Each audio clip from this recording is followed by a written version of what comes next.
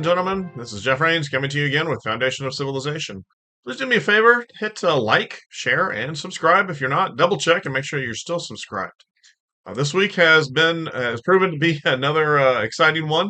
We have a ton of activities that have been going on, ton of incidents going on around the world, and a lot of it I think has to do with the shakeup of the U.S. government, the recent change of leadership.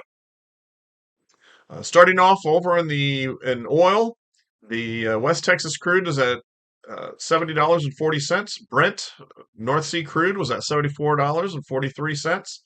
The OPEC basket was at $78.19. Gold creeped up a little bit to $2,935.99. Silver was at $32.50. Now, a little bit of good news. I believe this is just optimism at the moment on the world economy. The Baltic Dry Goods Exchange rose significantly to $981. Now, I bring up all of these costs and the markets uh, because it's an indicator of how the economies are going. But the ultimate indicator goes down to population. And I stumbled across some data this week about population growth, some details about it. And this particular chart looks at when a peak is expected to hit for different areas. So for like in Europe, they had a 2025 population of 744 million. Their peak population was in 2020 at 750 million. They're actually on the downward slide. And Latin America, the 2025 population was 668 million. Their peak population is expected to be at 2053 at 731 million. In Asia, Asia, they got a lot of people over there. 4.8 billion people, and the peak population is expected to hit at 2058, and that they expect that to be 5.3 billion people. A lot of that's being driven by India. China is actually on the downhill side of that. The Chinese, funny thing, China wanted to control the people, how many people it had in its country, and so they went to a one-child policy, and they saw, oh my goodness, we're losing power, we're losing an economy, and so they reversed the one-child policy, which I mean that brought their was bringing the population into control for the government to control it. But now they've spent the last 40 years building up industry, and people are working the 7 days a week, 12 hours a day, and they don't really have time to raise children. So they're lucky if they can get one child. In Africa, growth continues to go unabated, 1.6 billion people, and there's no end in sight. There is, we don't expect there to be a peak this century. In Northern America, there are 389 million people, and again, no peak is expected in this century. And in Oceania, 47 million people, and no peak expected this century. Overall in the world, it is in 2025, the population was 8.2 billion people. Peak population is expected to be at 2084, around 10.3 billion people. Conflicts around the world. I wanted to make a note real quick on the conflicts, the erupting. Most of the conflicts are kind of in the same, have been the same. Some flare-ups here and there, but nothing significant, except as I've noted previously, in Congo and Rwanda. And I did a quick, well, no, I guess the current update is that the M23 rebels continue to make advances. They are on to a third city, Butembo, which is a city of about 150,000 people, and a significant number of people are running scared and concerned. I did a real quick review on Congo versus Rwanda. Congo's military budget is not quite what Rwanda's is. The number of people available for combat favors Congo. However, the Congo army has been in a state of disarray for quite a while. Rwanda, Congo has some equipment, some decent equipment, but a lot of the times it's just not well maintained. The helicopters, aircraft, or I'm sorry, helicopters, some aircraft, and uh, tanks, armored vehicles. But like I said, they're not very well maintained. So who knows how many of them can actually run if needed. And Rwanda is a little better in a little better shape. Their equipment is in better shape. One thing to note on this conflict, it is becoming clearer and clearer that M23 is not so much a militia, a militia backed by the Rwandan army, and more like an arm of the Rwandan army that is conducting raids into Congo, and as they try to take over a mineral rich area of Africa. Military and naval deployments. Aircraft flights significant suggest that there's a significant presence of U.S. aircraft flights. Significant suggests there's a significant presence over northern Mexico. There are when aircraft are conducting missions, they're going to turn off their transponders, so we don't know exactly where they are. But there are other aircraft that support them that do not turn off their transponders, and I'm watching those. As far as naval ships deployments go, the USS America continues operating in the Philippine Sea. The USS George Washington remains in Yokosuka, Japan. The USS Carl Vinson headed into the Philippine Sea to participate and exercise Pacific Stellar 2025. The Abraham Lincoln was, at last report, still at San Diego, its home port. The USS Harry Truman returned to Suda Bay, Greece for an evaluation after the accident this last week. The USS Nimitz stopped in San Diego, then departed and remains in the Eastern Pacific. That is one of those military assets that I believe is helping look at and target the cartels. The last we heard, the USS Ronald Reagan had departed Bremerton, Washington. No word on its whereabouts. The USS Tripoli returned to its home port in San Diego. USS Wasp remains in Norfolk. The USS George H.W. Bush, at last report, conducted operations in eastern Atlantic. The USS Gerald R. Ford returned to Norfolk, Virginia, and the as well as the USS Iwo Jima, also in Norfolk, Virginia. In Europe, the markets. The DAX was at ended at 22,287.56. FTSE ended at 8,659.37. The CAC 40 at 8,154.51. The IBEX was at 12,952.00. Interesting. Austria suffered another stabbing attack, killing a teenage boy and wounding five others in the southern town of Villach. This attack was conducted by a recent immigrant. He was he was an Islamist pledging allegiance to ISIS. There, something needs to be done to protect everybody across Europe. They somehow people need to be able to vet these immigrants to ensure that they're planning on coming there to live peaceably amongst the, the population. Strains, actually, for some time now, for a little while, there have been strains in the NATO alliance. Some people are claiming that it's the end of the NATO alliance. I'm not sure that we're quite there yet, but there are concerns. Europe has just Europe has looked at the United States and had just outright disdain for about half the population. And now they're in a frenzy because they need the support of all of the United States, and they haven't figured out how to garner our support. I would say the first thing that you need to do is stop putting half the United States down. Embrace everybody and recognize that, yeah, we have differences, but that's okay.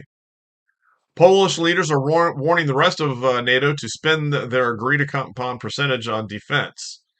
Poland is the only NATO member who spends more money as a percentage of their GDP on defense than the United States. The and the situation is precarious for the Europeans because the United States provides two-thirds of NATO's total funding. Of course, the seriousness of the message coming out of Poland probably has something to do with the map. If Russia decides to go after NATO, Poland is likely one of the first countries to be invaded by Russia, and that's considering that Poland borders Belarus, and Belarus is a an ally, essentially a puppet state of Russia, Putin at the moment. Another crack that was noted was that when General Sir Patrick Sanders questioned the capability of the British military as he gave his farewell address. He was stepping down as a leader of the British military, and he's not really sure whether they can handle the job that they need to do. And even in the midst of the tensions in NATO with between the European leaders, they still propose that they're going to deploy 30,000 troops to Ukraine. Now, as all this discussion is going on, Ukraine war still continues to be conducted, and Russia launched a massive drone strike on Ukraine as it began talks with the United States. Notably, absent was a Ukrainian president in the peace talks that began in Saudi Arabia. The uh, the U.S. president and Russian president expressed interest to conduct face-to-face bilateral talks, which are being planned by the end of February, which will be interesting because we don't have a lot of time left to go. Over in Asia, the Nikkei was at 38,776.94. The SSE index was at 3,379.11. The Hang Seng Index ended at 22,477.92. The BSE Sensex was at 75,311.06. And the Nifty 50 ended at 22,795.90. North Korea has surprised the world, and they have opened up one of their shipbuilding uh, facilities, and it is possibly the largest warship with the help of their largest warship to date with the help of Russia.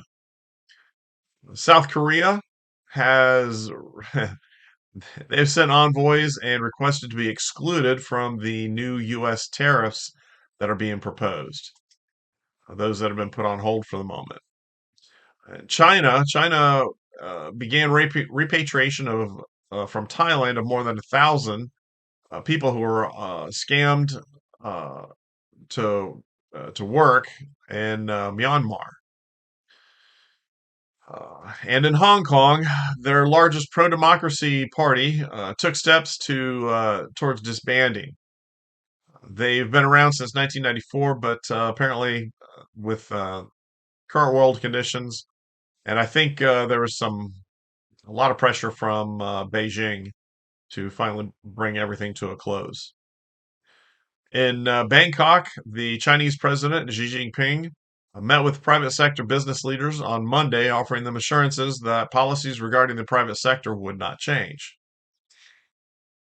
The Modi in India and the U.S. president outlined a defense partnership plans, including F-35 fighter jets, which is interesting because India has mostly relied on Russian military equipment over the past several decades.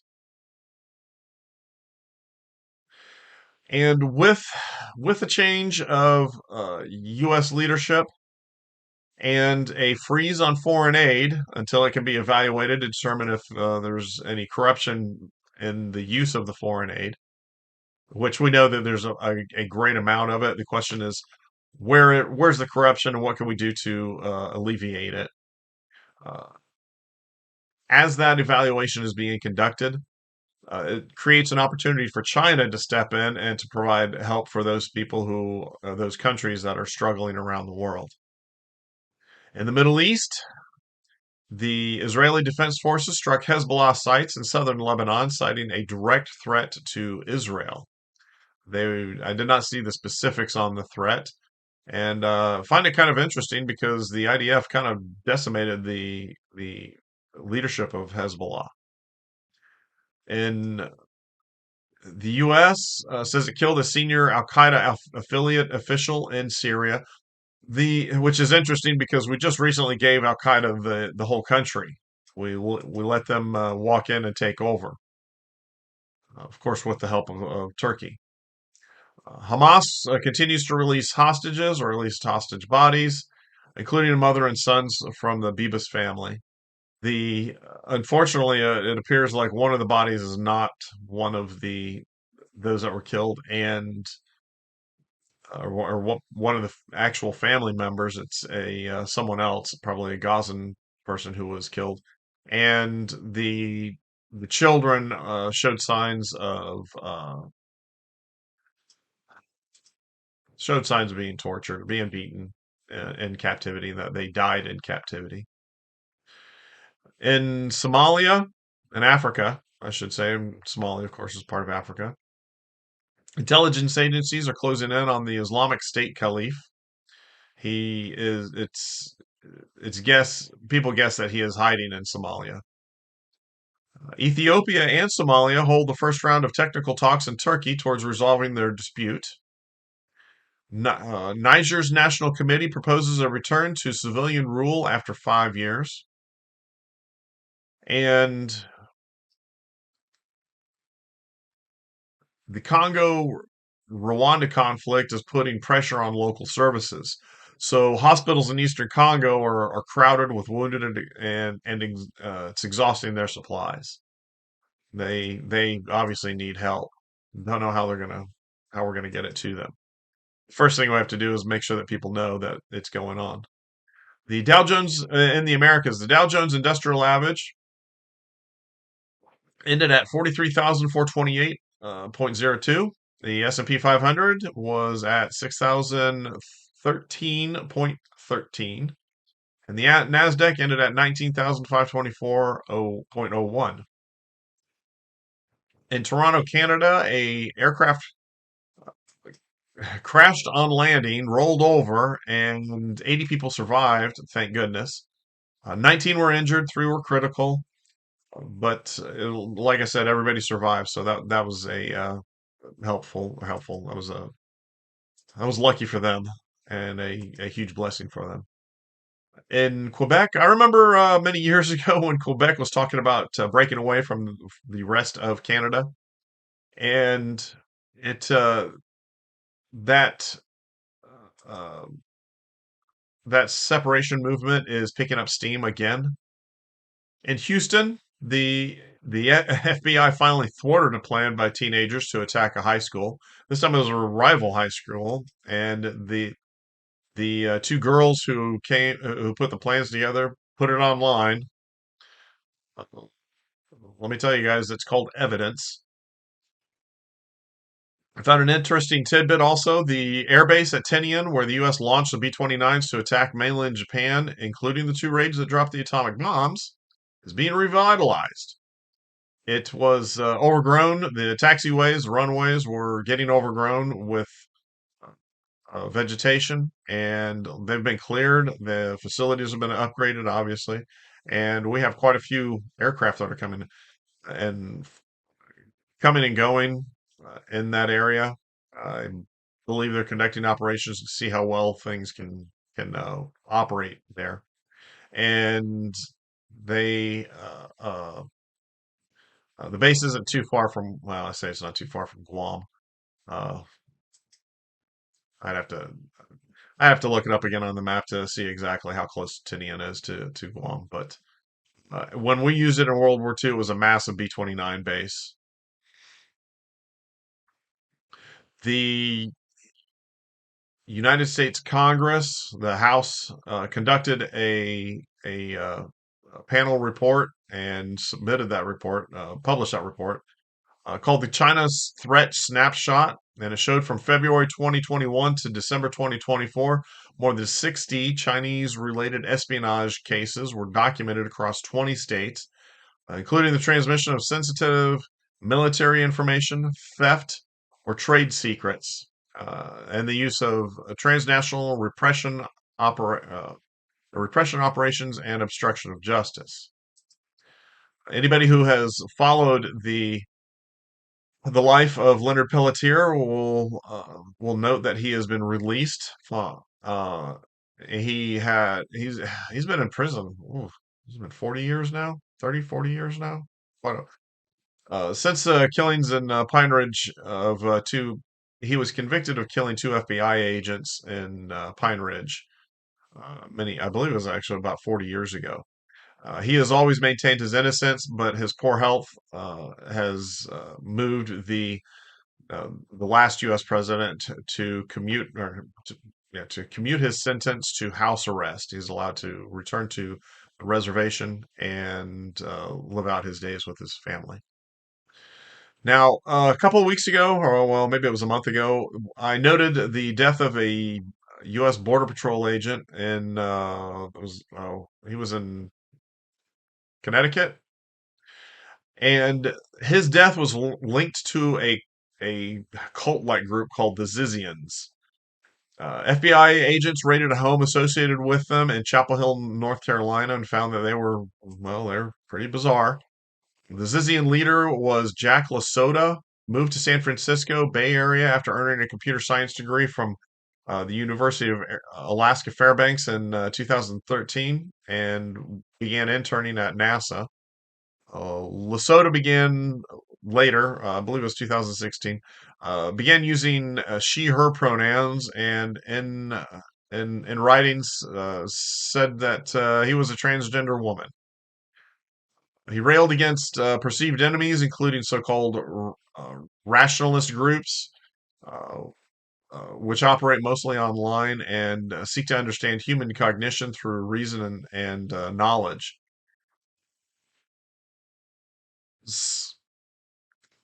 Some are concerned with the potential dangers of artificial intelligence. He began promoting an extreme mix of rationalism, ethical veganism, anarchism, and other value systems. And this was according to Jessica Taylor, an AI researcher who met with Lesotho both in person and online through rationalist community and knew Lesotho as Ziz. Let me apologize that the Border Patrol agent was from Vermont, not from Connecticut. Please, Vermont people don't get offended with me. I reported recently that it appears U.S. military is targeting the northern Mexican cartels. In a recent report, a DEA agent report notes that the Sinaloa cartel is deeply rooted in the USA. However, I've also heard that the cartels are very cautious and do not accept U.S. citizens into their ranks. They know that the DEA and FBI will not hire foreigners, especially Mexicans. So it saves the cartels time in vetting new recruits to reject non Mexicans. They do, however, have a large networks of associates that they work with. We have people have been able to note that the CIA is flying covert drone missions into Mexico to spy on the drug cartels, which that just I assume that was happening once uh, the targeting once the president noted that he wanted to elevate their status. I figured that that was happening or was going to soon happen. And the new U.S. president has revealed a list of cartels to be designated terrorist organizations. The the list of list of organizations designated as cartels includes the Venezuelan gang Tren de Aragua, which is Spanish for the term Train of Aragua, and it has ties to the socialist dictator Nicolas Maduro, and has been terrorizing U.S. cities in recent months. Other groups include the Salvadoran gang Mara Salvatrucha, known as MS-13, uh, and the Sinaloa cartel, Jalisco Zetas, the Gulf cartels, Cartel Unidos a la Nueva Familia Michoacana. All of this is being conducted, and as the list was released, Kash Patel has been confirmed as the new FBI chief, and the Department of Government Efficiency continues to dig through and scrape up all the corruption that they can, stir up all the evidence of the corruption that they can. It, it's been noted that there was a $27 billion scam to launder money for climate change initiatives through NGOs.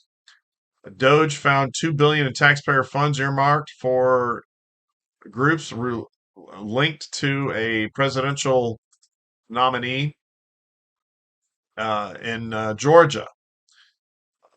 They also came up and they found over the years 4.7 trillion with a T trillion dollars in untraced payments. That's over a tenth of our debt. They don't know where the money went. Now, I'm still just absolutely stunned that our government, our alleged politicians, who are supposed to be protecting us from all of this, have allowed it to continue to go on. I expect I expect a few $1 million to go missing here or there once in a while. But these guys, I mean, a tenth of our debt, not deficit, debt, is tied up in untraced payments. Add to that the billions that went overseas and potentially trillions that went overseas. Not even supposed to go. Medicare, Medicaid, they're not supposed to go overseas. Anyway, that I've actually gone a little long today, but I hope that has been very informative for you this week. Like I said, this week has been another interesting week as things change around the world. I hope that you guys are keeping up and keeping pace on what's happening, and I hope that you're planning for the future. Please like, share, subscribe. Go get with your families, hang out, hug them, find out how they're doing. Just sit down and have a conversation with them. I mean, even if you just spend a few minutes with them, let them know that you're there and that you care.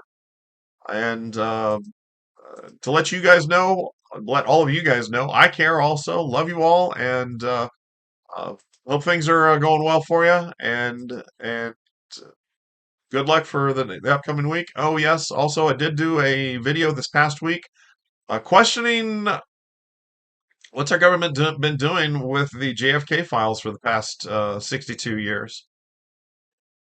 This is Jeff Rains with Foundation of Civilization. Please like, share, subscribe, and share it with your friends. Heck, share it with your enemies. I don't care. Actually, I do care because the more people, the more the merrier. The more people who are involved, the better off we get, the better off we are.